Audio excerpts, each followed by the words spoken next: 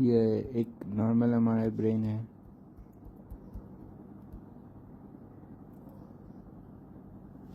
हमारे ब्रेन को देखने के लिए तुम लोग नॉर्मल प्रॉब्लम फाइंडिंग पकड़ने के लिए नॉर्मल ब्रेन को जितना हो सके उतना देखना पड़ेगा, क्योंकि जो बेसिक ब्रेन का एनाटॉमी है वो तो थोड़ा पढ़ाई करना होगा। उसके बाद तुमको ये हर सीक्वेंस का जो कॉन्ट्रास्ट है नॉर्मल ब्रेन और एबनॉर्मल ब्रेन का, जो वाइट मैटर ग्रे मैटर का डिफ्रेंशिएट है,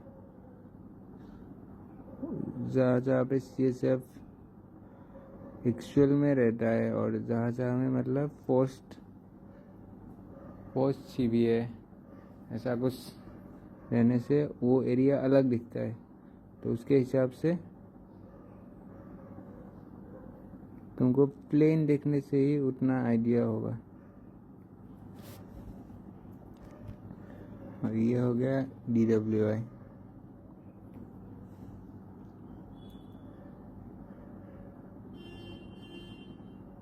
DWI में कोई सा भी प्रॉब्लम हो वो दिखाई देता है, लेकिन एक्सेप्ट कोई प्रॉब्लम नहीं भी दिखाई देता है, जैसे कि NCC होने से, न्यूरोसिस्टेसाइटिस ऐसे होने से जो डिफ्यूजन है, डिफ्यूजन में उतना डिटेल नहीं रहता है यदि मतलब अर्ली स्टेज में हो। लेकिन फ्लेयर और HWI में तुमको दिखाई देगा प्रॉब्लम। T2 में भी दिखाई देगा, लेकिन फ्लेयर में अच्छे से दिखाई देगा।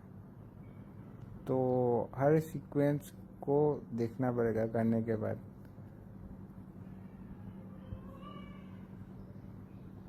ये देखोगे तो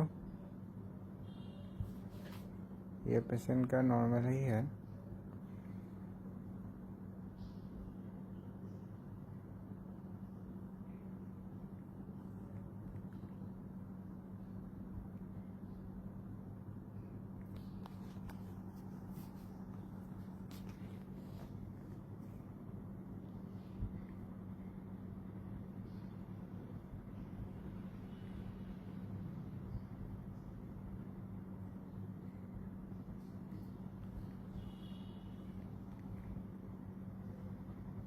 ये T1 सीक्वेंस है, इसमें जो CSF है वो दाग आता है। और ये केस दिखाने का वही मोटिव था कि तुम एक्सियल स्कैन देख के तुम बोल दिया पेशेंट नॉर्मल है। यहाँ में टोटली नॉर्मल दिखाई दे रहा है, हर सीक्वेंस में कोई भी प्रॉब्लम नहीं है देखोगे तो। लेकिन यहाँ में ये ब्रेन में भी एक प्रॉब्लम है। तुम ये सजाइटल में देखोगे तो यहाँ में ब्रेन में एक ग्लैंड रहता है पिट्यूटरी, वो ये पेशेंट का पिट्यूटरी में कुछ फाइंडिंग है।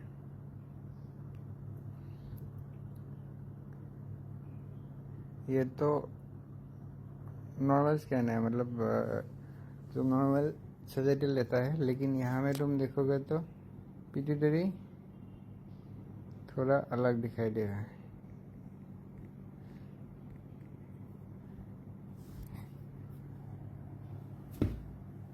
इससे पिट्यूटरी का कॉन्ट्रास्ट अलग होता है। मैं तुम लोग को प्लेन दिखा के रहता हूँ। ये CBA पेशेंट है, इसका सजाइटल में क्या, सॉरी,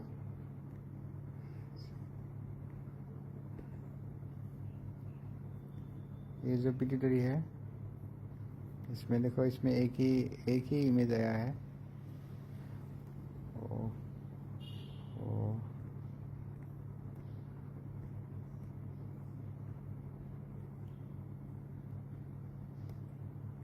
ये में देखो, ये जो है ये पिट्यूटरी का एरिया है और ये पिट्यूटरी है।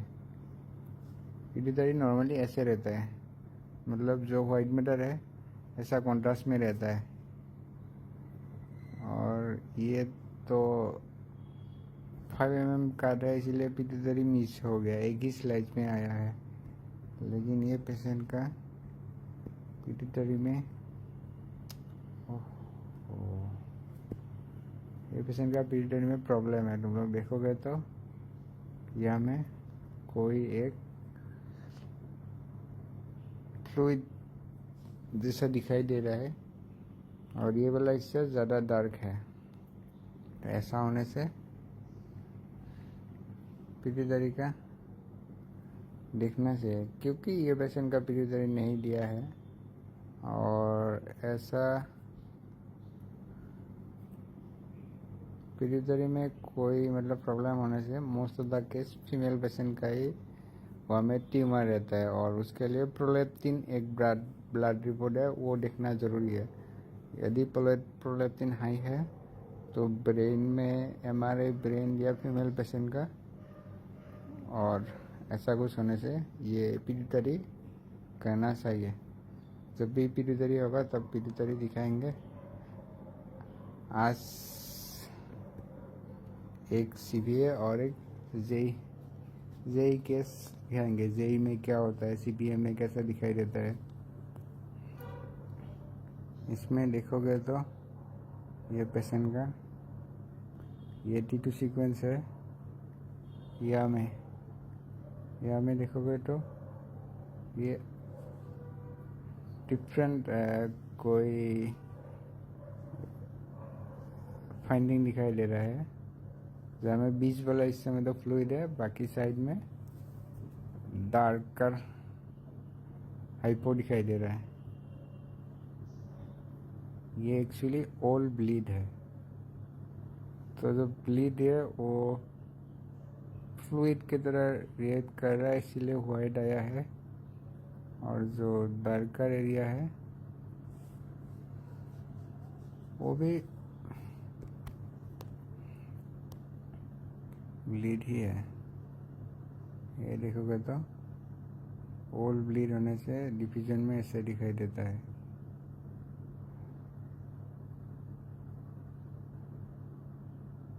ये डिफिजन है और ये एडीसी में डार्क दिखाई देता है। ये मतलब तुमको ऐसे पता करना होगा कि ये CSF नहीं है, क्योंकि CSF वाइट रहता है एडीसी में। या में देखो ये वाइट नहीं है। ऐसे डिफ्रेंशिएट करना चाहिए, क्योंकि नॉर्मली तुमको वो कॉन्ट्रास्ट में वो एरिया में क्या दिखाई देता है और ये क्या ही दिखाई दिया, उसके ऊपर बेस करके ही हमको वो फाइंडिंग पता करना होगा।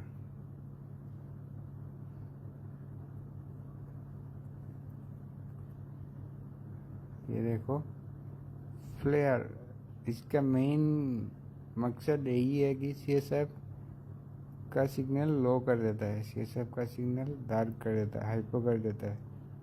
और जो भी वो रहता है CSF से अलग, जो भी फ्लूइड, जो भी कलेक्शन, जो भी कंपोनेंट रहता है उसको ब्राइट होता है। फ्लूइडिक कंपोनेंट मतलब कोई सिस्ट है, कोई इडिमा हो गया है, वो ब्राइट आता है फ्लेयर में। इसीलिए फ्लेयर इम्पोर्टेंट है।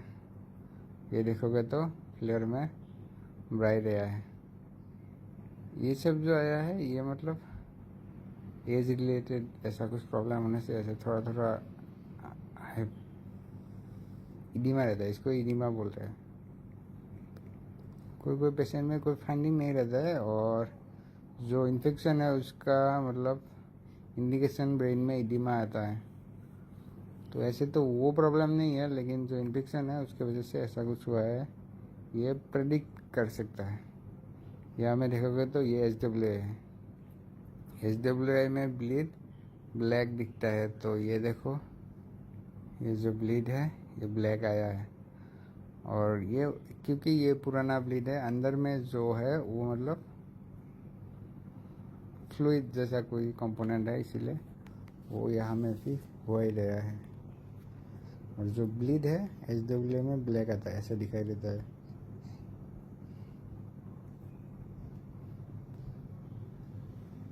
SW में ब्लीड ऐसे दिखाई देता है, डार्क ब्लैक।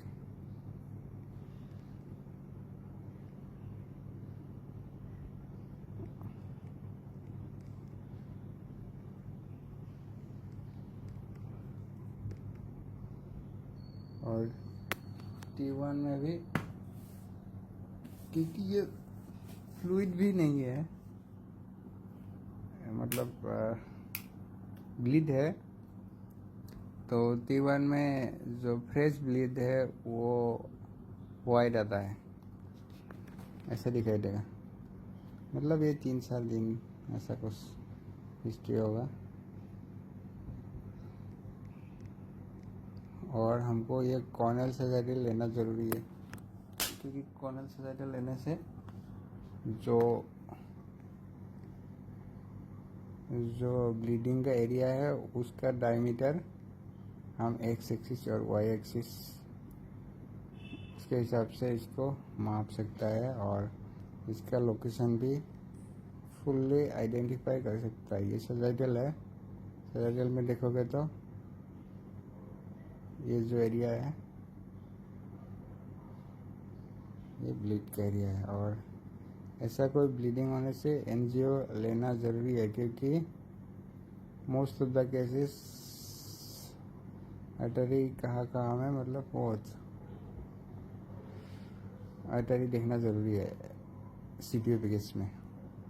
ये तो हो गया CPO। उसके बाद ब्रेन में जब भी ट्यूमर रहता है, कोई लीशन रहता है, वो कैसे दिखाई देता है। ये एक T2 सीक्वेंस है, ये हमें देखोगे तो पता चलेगा ये फ्लूइड है। और ऐसा जो एनहेंस हुआ है, मतलब ग्रे वाइट, ये मतलब इडिमा है, मतलब जो भी ट्यूमर है उसका साइड में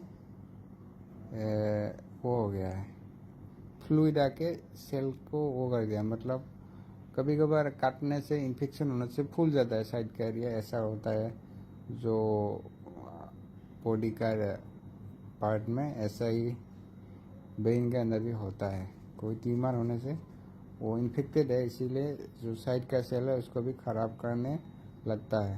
तो उसके ऊपर जितना पुराना है, जितना मतलब प्रॉब्लमेटिक वो है ट्यूमर है, उसके ऊपर ऐसा एरिया दिखाई देगा।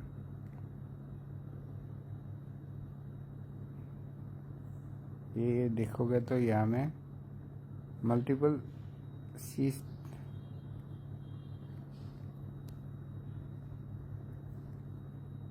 यहाँ में मल्टीपल सीस्ट, पॉइंटर भी है यहाँ पे, ये मल्टीपल सीस्ट, ये और इसको अच्छे से स्क्रॉल करोगे तो तुमको जो हाइपो एरिया है वो ट्यूमर है इसका। ये जो वॉल है और ये जो एरिया है ये थोड़ा हाइपो है, मतलब टिश्यू जैसा दिखाई दे रहा है, और यही ट्यूमर है। और इसके साइड में जो है ये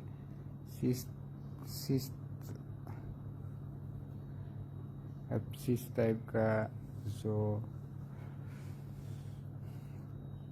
ट्यूमर है उसका इंडिकेशन दिखाई दे रहा है। ये डिफ्यूजन है, डिफ्यूजन में तुमको ये वाला केस अच्छे से दिखाई देगा। देखोगे तो जो इन्फेक्टेड फ्लूइड है यह हमें डार्क काटा है, और जो एरिया है ये ट्यूमर का एरिया है। ये देखो इसका थोड़ा ब्राइट आया है। हर ट्यूमर के ऊपर डिपेंड होकर डिफ्यूजन या कोई भी सीक्वेंस उसका कॉन्ट्रास्ट डिफरेंट होता है। नॉर्मल टिश्यू के ऊपर कंपेयर करके तुम उसको डिफाइन कर सकते हो कि ये एबनॉर्मल है या हमें कुछ प्रॉब्लम है।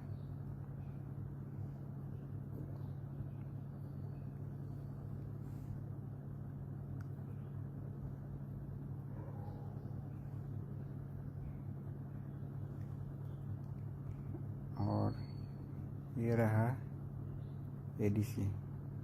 एडीसी में तुम देखने से पता चलेगा कि जो भी मतलब इन्फेक्टेड वो रहता है, एरिया रहता है, वो ऐसे इडीमा रहता है, वो ऐसा दिखाई देता है, और जो फ्लूइड है वो ब्राइट आता है, और ये देखोगे तो जो लीशन है वो ऐसे आएगा।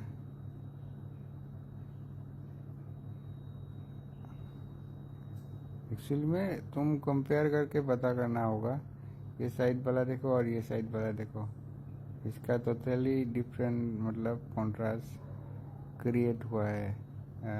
जो सेल है वो डिफरेंट सिग्नल लेके डिफरेंट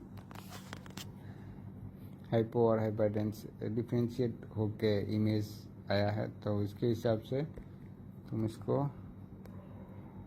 प्रॉब्लम जो फाइंडिंग है वो पता कर सकते हो।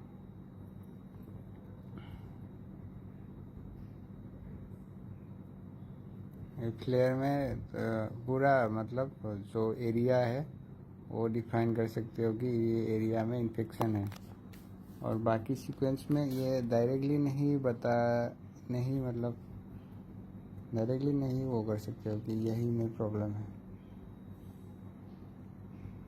फ्लेयर और टीटू का डिफरेंस देखो।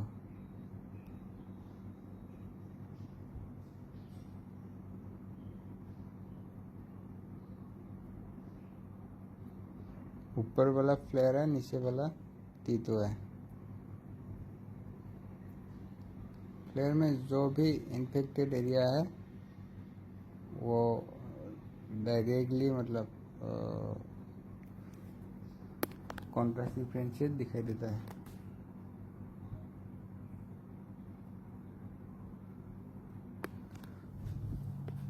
और जो इडिमा है वो फ्लेयर में ये इन्फेक्टेड है, इसीलिए थोड़ा अलग दिखाई दे रहा है, और जो इडिमा है वो ब्राइट आया है, इसीलिए जो आउटलाइन है वो अच्छे से दिखाई दे रहा है।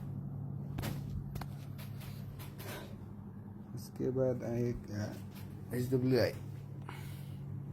हर सीक्वेंस का मतलब वो होता है अलग कॉन्ट्रास्ट रेशियो होता है, उसके ऊपर HWI एक साथ नहीं घूम रहा है। क्यों? HWI में देखोगे तो ये जो ट्यूमर है उसमें ब्लीड भी है मतलब, तो इसलिए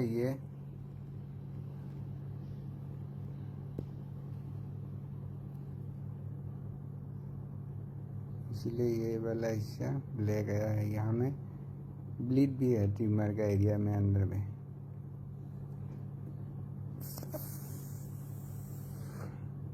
यहाँ में ब्लीड भी है।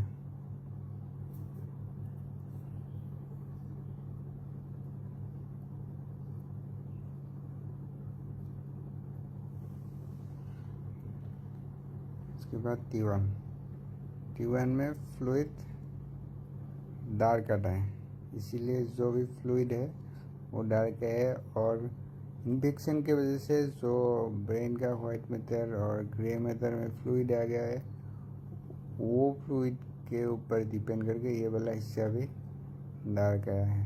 नॉर्मल ब्रेन का जैसा नहीं है ये एरिया, इसीलिए डार्क है। और तुम देखोगे तो ये कॉन्ट्रास्ट, ये ट्यूमर का मास इफेक्ट हुआ है। जैसे बीच में से लाइन खींचोगे तो मिड लाइन शिफ्ट है यहाँ में, मतलब ये राइट टू लेफ्ट। यहाँ में मेजरमेंट है, लेकिन करता कैसे है?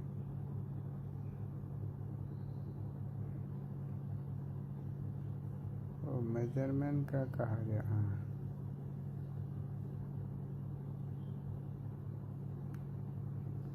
ये देखोगे तो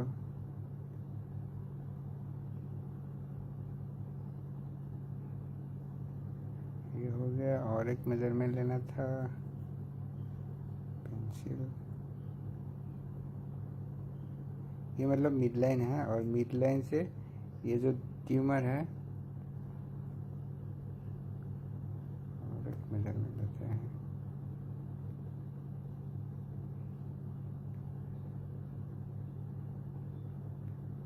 इसे तुमको मेजरमेंट लेके बताना होगा कि ये 6 mm मतलब मिड लाइन शिफ्ट है।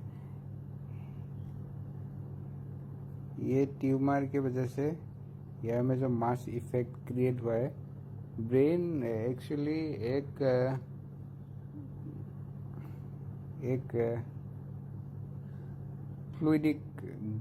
फ्लूइडिक टिश्यू है। मतलब यहाँ में कोई हर जगह में ही कोई ट्यूमर होने से वो मतलब दूसरे ओर धकेलता है। ब्रेन में ऐसे ब्लीडिंग, ऐसा ट्यूमर ऐसा होने से जो मिड लाइन है, मतलब दोनों हेमिस्फीयर का बीच में से लाइन खींचने से जिस साइड में मतलब प्रेशर जा रहा है, वो उसके हिसाब से पेशेंट को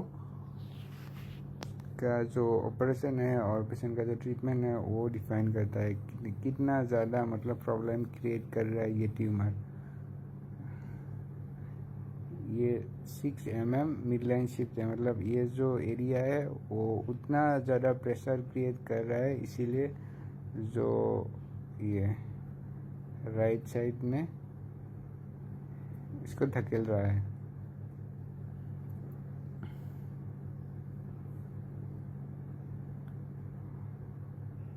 ये देखो, ये जो एरिया है ये सिस्टिक एरिया है, और ये जो नीचे है ये फ्लूइड है, ब्लीड नहीं ब्लीड है, जो हम एच डब्ल्यू के ऊपर देखने से पता चला कि ये डार्क आया है।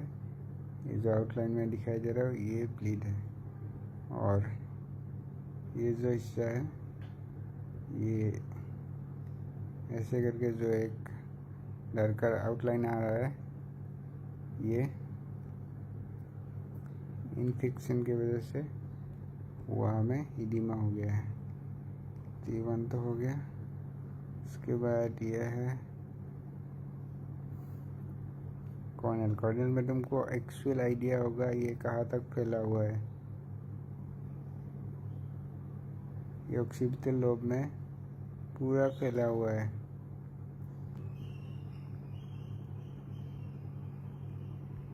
ये आ गया कॉन्ट्रास्ट। पेशेंट मूवमेंट कर रहा था इसीलिए इसका कॉन्ट्रास्ट उतना अच्छा नहीं आया। 3D सीक्वेंस है ये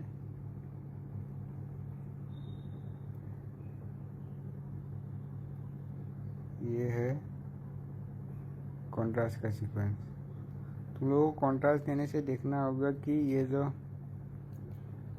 आर्टरी है ये अच्छे से आया है या नहीं, क्योंकि कभी कभार हमारे ब्रेन का कॉन्ट्रास्ट गया है या नहीं गया है वो पता ही नहीं चलता है, क्योंकि कभी कभार केंदुला ख़राब रहता है, सेंट्रल लाइन देने से आधा कॉन्ट्रास्ट रह जाता है। तो ये देखना ज़रूरी है कि अदर पार्ट में जो कॉन्ट्रास्ट है वो कैसे रिएक्ट किया है। ये तो नॉर्मल ही है, मतलब जो कॉन्ट्रास्ट है वो अच्छे से आया ही है, और इसके हिसाब से तुम देखोगे तो ये जो एरिया है वो मतलब इन्फेक्टेड एरिया है, इसीलिए ये एनहांस किया है। उसके बाद ये जो एनहांस हुआ है ये टोटली मास है, ट्यूमर, ये टोटली ट्यूमर है।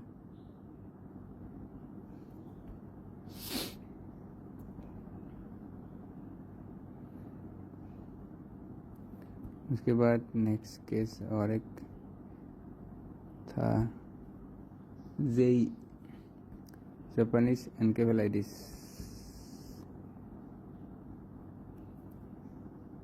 ये पेशेंट का देखोगे तो ये जो बेजन गैंग्लिया है ये फूल गया है, मतलब फूल गया है, और यहाँ में इडिमा हो गया है, इसलिए ये तीतू में ब्राइट आया है। तो ऐसा दिखने से ये ब्लड का कुछ रिपोर्ट में भी पता चलता है, और ब्रेन में कितना इफेक्ट किया है ये देखने के लिए इस ऐसा पेशेंट का हमारे ब्रेन करता है। ये देखोगे तो कभी कभार क्या होता है, कोई एक एरिया मतलब जेई से जो भी एरिया इफेक्टेड है वो टोटली मतलब डेथ हो जाता है। तो इसीलिए ये ज़्यादा खतरनाक है नॉर्मल बीमारी की वजह से। नॉर्मल कोई प्रॉब्लम से भी ये ज़्यादा खतरनाक है, क्योंकि वो हिस्सा टोटली वाइप आउट हो जाता है इन्फेक्शन की वजह से। इन्फेक्ट होने से वो थोड़ा थोड़ा डेवलप कर सकता है, और यही ज़्यादा मतलब खतरनाक है इसलिए।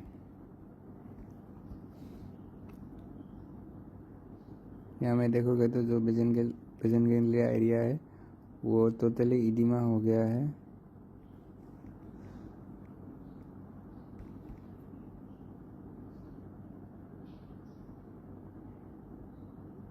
ठीक है, तो ये जो एरिया है ये टोटली इडिमा हो गया है। ऐसा होने से जेई में डिवीज़न में इसमें उतना तुमको नहीं दिखाई दिया।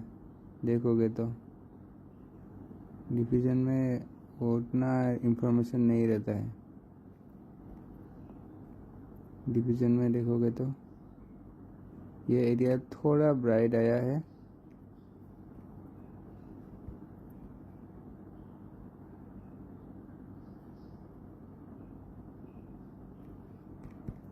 ये एडीसी में देखने से पता चलेगा ये भी थोड़ा डिफरेंस आया है, क्योंकि हर सीक्वेंस का मतलब तुम नॉर्मल और एबनॉर्मल टिश्यू देखोगे तो नॉर्मली ऐसा ही होना चाहिए था, जैसे जो दिखाई दे रहा है ये एरिया। ये मतलब इडिमा हो गया, इसलिए थोड़ा वाइटर आ गया फ्लूइड की वजह से। तुम नॉर्मल टिश्यू को कंपेयर करना होगा, और ये नॉर्मल ब्रेन के ऊपर कंपेयर करके ये बता सकते हो, क्योंकि कभी कभी हम सोचते हैं कि लेफ़्ट साइड में है, राइट साइड में भी है, नॉर्मल है, लेकिन ये केस में नहीं है, क्योंकि ये देखने में ही एबनॉर्मल है, मतलब फ्लूइड है जो लीशन है उसमें। ये फ्लेयर में अच्छे से दिखाई देगा, कोई सा भी प्रॉब्लम हो फ्लेयर इम्पोर्टेंट है। देखोगे तो ये एरिया टोटली इडिमा हो गया है।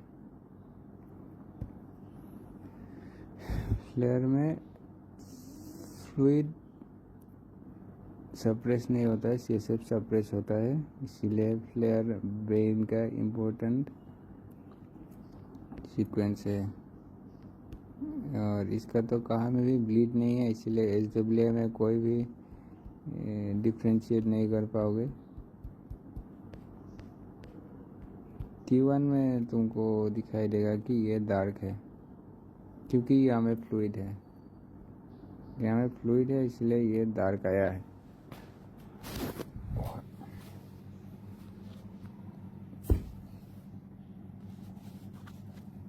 और नेक्स्ट सीक्वेंस है,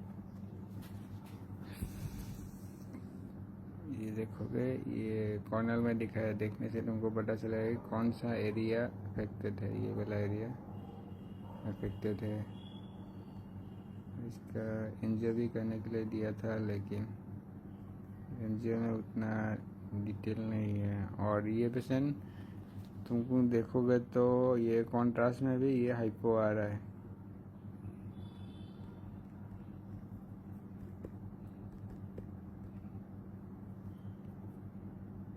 एक्चुअल में देखोगे तो ये जो जहाँ में इडिमा था ये हाइपो आया है। यही होने से अलग अलग दिखाई देता है, ये केस में ऐसा दिखाई दिया है।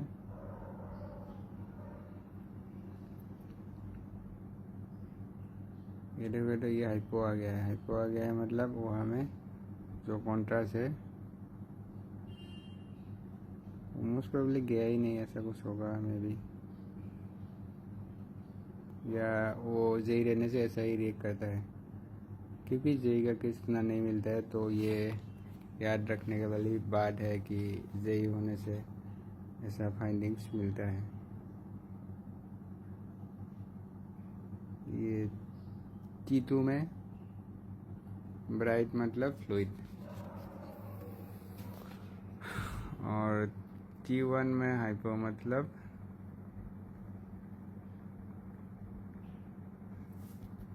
T1 में हाइपो है मतलब फ्लूइड। और ये इडिमा है क्योंकि स्लाइटली हाइपो है with white matter. Normally bezel ganglia का जो कॉन्ट्रास्ट है वो वाइट मैटर का सिमिलर रहता है, या मैं देखोगे तो। इसीलिए नॉर्मल ब्रेन का वो आइडिया होना चाहिए हर स्कैन में, क्योंकि पेशेंट का तुमको क्या क्या डिजीज होगा, क्या क्या इंफॉर्मेशन आएगा, वो तुमको नॉर्मल स्कैन का आइडिया होने से ही पता चलेगा। इसे देखोगे तो बेजल गैंग्लिया और वाइट मैटर जो है उसका कॉन्ट्रास्ट सेम ही है। ये पेशेंट का एडिमा है, इसीलिए जो वाइट मैटर है वो T1 में भी हाइपो आया है। बेजल गैंग्लिया का जो एरिया है वो हाइपो आया है। आज का क्लास इतना ही। कोई सा भी क्वेश्चन हो तो कमेंट में मैसेज कर दो। Thank you for watching. Bye bye.